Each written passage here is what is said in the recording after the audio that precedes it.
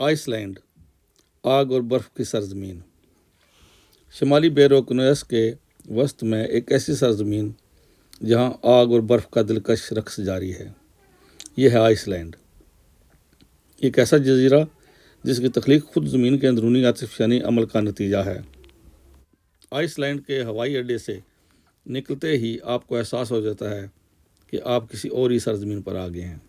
یہ راستہ صرف ایک سڑک نہیں بلکہ آئس لینڈ کی تخلیق کی کہانی کا پہلا باب ہے۔ دائیں بائیں پھیلے ہوئے لاوا کے میدان، یہ سیاہ پھٹی ہوئی زمین گویا زمین کی چھاتی پر زخم ہیں جو ابھی بھر رہے ہیں۔ ہر طرف پھیلے پتھر اور کائی گویا کسی نے سبز اور سیاہ رنگوں سے ایک وسیع قالین بن رکھا ہے۔ یہ سیاہ لاوا کے بہاؤ کے نشان ہزاروں سال پرانے ہیں، مگر ان پر اگنے والی نرم ہری بھری کائی آہستہ آہستہ اس پتھریلے دل کو زندگی بخش رہی ہے۔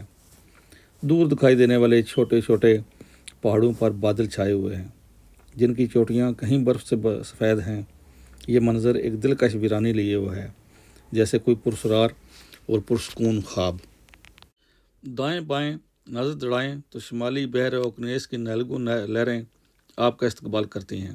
ساحل کے ساتھ ساتھ چلتی یہ سڑک آپ کو ریکاوک شہر کے قریب لے جاتی ہیں۔ دیکھیں راستے میں چھوٹے چھوٹے گاؤں آنا شروع ہو گئے ہیں۔ آئس لینڈنگ طرز کے گھر، چھت پر گھاس اگے ہوئے، رنگ برنگی دیواریں، گویا اس قدرتی منظرنامے میں انسان نے اپنا پرسکون گھر بسا لیا ہے۔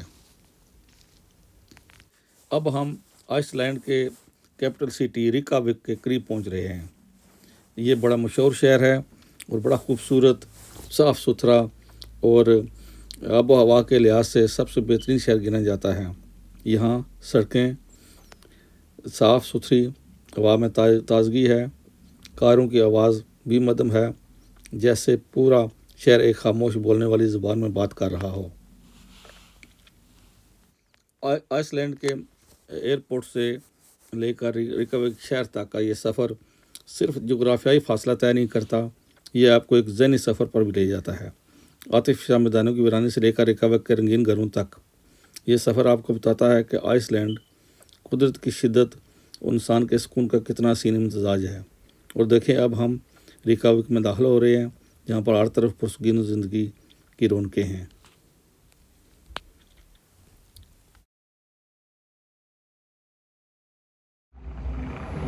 اس فضائی اور زمینی سفر کے بعد ہم بھوک محسوس کر رہے تھے۔ ہم نے سب سے پہلے سوچا کہ یہاں پر کسی حلال انڈین فوڈ کا، یعنی پاکستانی فوڈ جو اپنی طرز کی فوڈ ہم کھاتے ہیں، اس کو تلاش کیا جائے، اور اس کے لیے ہمیں خوش قسمتی سے ایک ہوٹل مل گیا۔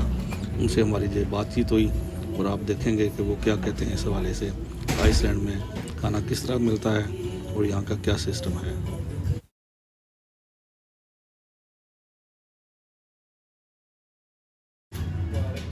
جی منیر بھائی کیسے ہیں؟ اللہ کا لاکھ لاکھ شکر، آپ سنائیں۔ جی آئس لینڈ کے اس شہر ریکاوک میں ہم اس وقت موجود ہیں اور کافی تلاش کے بعد ہمیں پاکستانی ریسٹورنٹ ملا ہے اور بہت اچھا ریسٹورنٹ، ایک ہی ریسٹورنٹ ہے۔ تو منیر بھائی آپ کہاں سے ہیں؟ پاکستان سے؟ جو پاکستان سے جو میرے ابو امی ہیں اور پورا خاندان پشاور سے۔ پشاور، آپ پشاور سے ہیں، ٹھیک ہے۔ ہاں نا، ٹھیک آواز ٹھیک آ رہی۔ تو یہاں پہ آپ اس ریسٹورنٹ میں آپ کتنے عرصے سے یہ ریسٹورنٹ یہاں پہ؟ یہ ریسٹورنٹ یہاں پر پچھلے 23 سال سے یہاں پر ہے۔ ٹھیک۔ جو فیملی اس کو اون کرتی ہے پچھلے 26 سال سے یہاں پر۔ اچھا۔ تو فیملی اون بزنس ہے ٹھیک۔ اور ہم اس کو ڈیل بھی ویسے ہی کرتے ہیں، کھانا وغیرہ کسٹمر سے ڈیلنگ ہو گئی، اور بیسکلی جو آؤٹ پٹ ہمارا وہ بیسکلی پورا کوشش یہ کرتے ہیں کہ فیملی فیلڈ ہے اور فیملی اورینٹڈ بزنس ہے۔ Very good.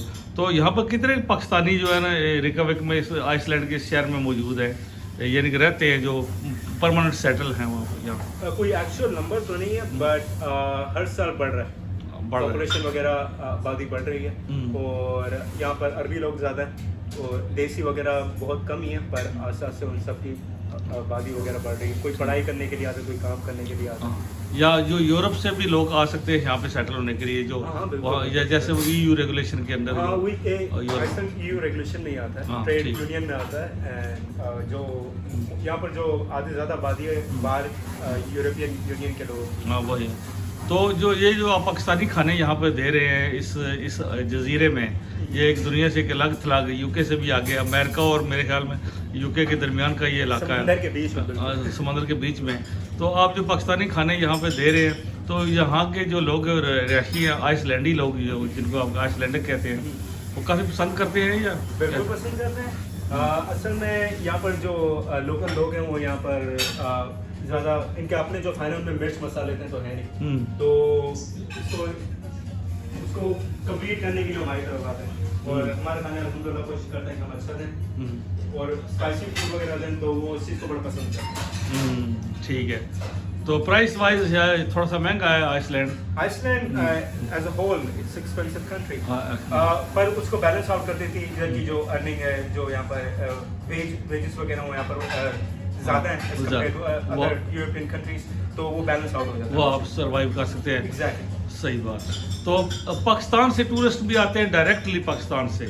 बहुत कम ऐसा होता है, बट यस आते हैं, जरूर आते हैं, कम but बहुत कम होते हैं। तो इंडिया से मोस्टली इंडियन हो गए, क्या कहते हैं, श्रीलंकन भी बहुत बार आए, पर ज़्यादा आबादी इंडियन लोग। हाँ, वो आते हैं बहुत टूरिस्ट। जी, थैंक यू वेरी मच, आज बड़ा मज़ा आया, बहुत अच्छा आपने खाना दिया है, बड़ा अच्छा आपने काम किया, थैंक यू। अस्सलाम वालेकुम। रिकाविक सिर्फ एक शहर नहीं बल्कि एक तजर्बा है जहाँ जदीद शहरी ज़िंदगी, वाइकिंग तारीख़ और कुदरती अजायबात का हसीन इम्तजाज मिलता है। ये शहर अपनी पुरसकून रफ्तार, सफाई और फ़नकाराना रूह के लिए मशहूर है, जो हर सियाह को अपना गर्विदा बना लेता है। इस शहर में कोई मेट्रो या ट्राम नहीं है, सिर्फ बसें चलती हैं। हर तरफ पैदल चलने वालों के काबिल छोटा सा शहर है। साइकिल दोस्ती माहौल है यहाँ पे। फेरी सर्विस जज़ायर और दीगर शहरों के लिए है।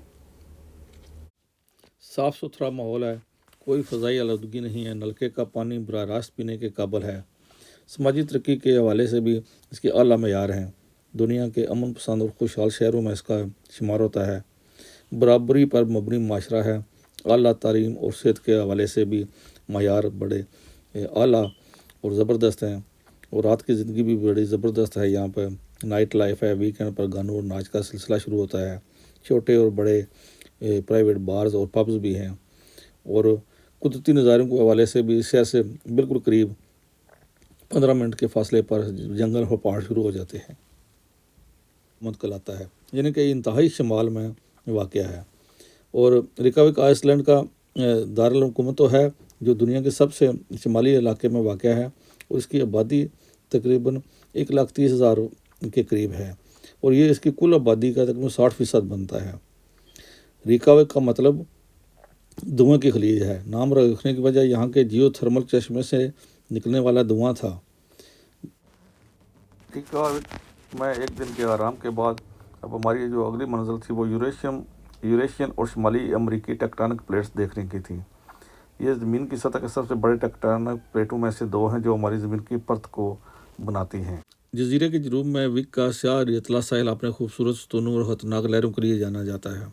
यहाँ के मकामी हयात में रेंडियर, आइसलैंडन घोड़े और मुख्तलिफ़ किस्म के समुद्री जानवर शामिल हैं। आइसलैंड सिर्फ नज़ारों की सरजमीन नहीं, ये एक ज़िंदा सकाफ़त का गहवारा है। यहाँ के लोग अपने वाइकिंग फरासत, अदब, मौसीकी और जदीद तर्ज़ ज़िंदगी के मज़ाज के ज़रिए एक मुनफरद माशरा तश्कील देते हैं। आइसलैंड हमें याद दिलाता है कि कुदरत किस कदर ताकतवर और ख़ूबसूरत है। ये वो जगह है जहाँ ज़मीन अभी तक बन रही है, जहाँ हर मोड़ पर एक नया अजूबा सामने आता है। यह बर्फ़ और आग का जजीरा न सिर्फ आंखों के लिए ज़ियाफ़त है, बल्कि रूह के लिए भी सुकून है।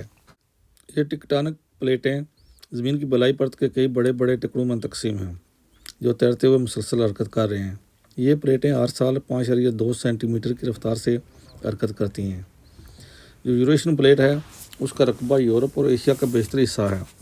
बुनियादी तौर पर जो शुमाली अमरीकी प्लेट है, उसमें शुमाली अमरीका, ग्रीनलैंड और शुमाली बेर ओकेनियस का कुछ हिस्सा है, और जो आइसलैंड का जो तलक है इसका, वो इन दोनों प्लेटों की सरहद पर वाक़ है। यहाँ ये दोनों प्लेटें एक दूसरे से हट रही हैं। इसको डाइवर्जेंट बाउंड्री कहा जाता है। थंगवेली नेशनल पार्क, यहाँ आप हकीकतन दोनों प्लेटों के दरमियान जो दराड़ है उस पर चल सकते हैं, और यहाँ और दीगर दराड़ें जो हैं वो भी सामने नज़र आती हैं और आप उसको अपनी आंखों के सामने देख लेते हैं।